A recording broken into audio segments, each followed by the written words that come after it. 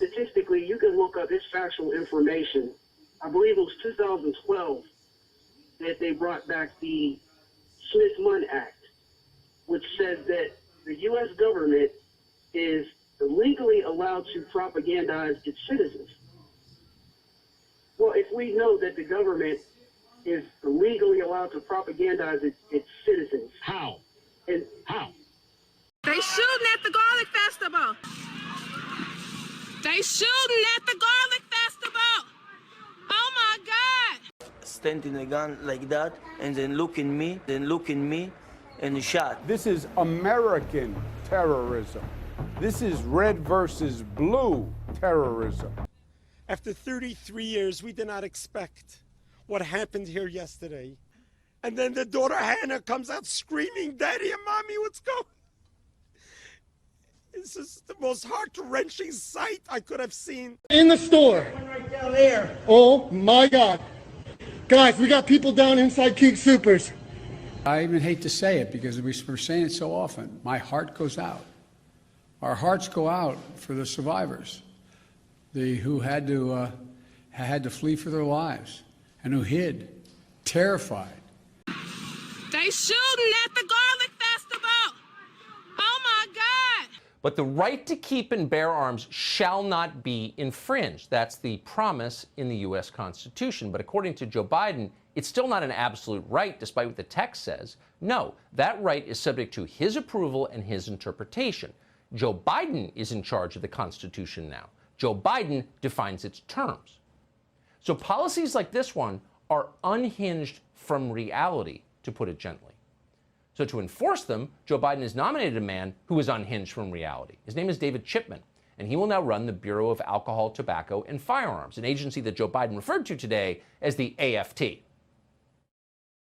Today, I'm proud to nominate David Chipman to serve as the director of the AFT. David knows the AFT well. And last year, David Chipman openly mocked the millions of Americans who were buying firearms to protect their families from the crime wave that David Chipman's party has unleashed on the country. They might think that they're diehard, ready to go, but unfortunately, they're more like Tiger King, and they're putting themselves and their families in danger.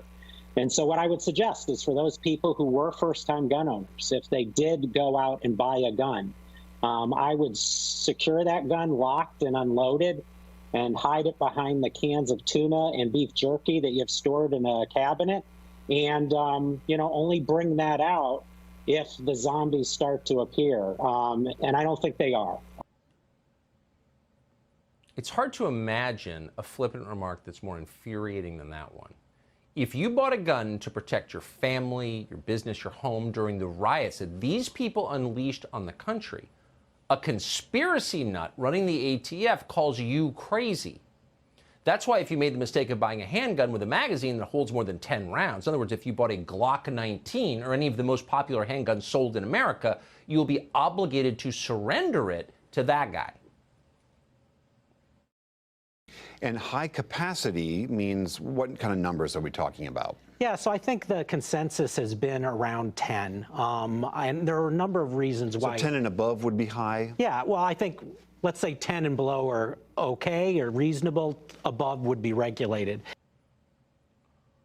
So this raises a lot of questions. Why is David Chipman allowed to decide how many rounds you're allowed in your magazine? So we want to keep the team motivated, so we continue to make ammunition to try to service this market. But if we just look back on basic economics, 7 million new shooters since March, times 2 boxes, which is a conservative estimate, is 700 million new rounds of ammunition our 3 factories have to help produce. That is impossible to do in 9 months. It takes months to train people. You actually got to train people to make ammunition. That takes time. You got to get the raw materials.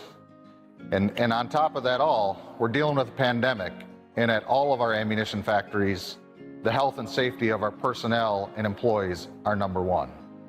So tie all of that in together, and you'll see today that we are indeed making ammunition.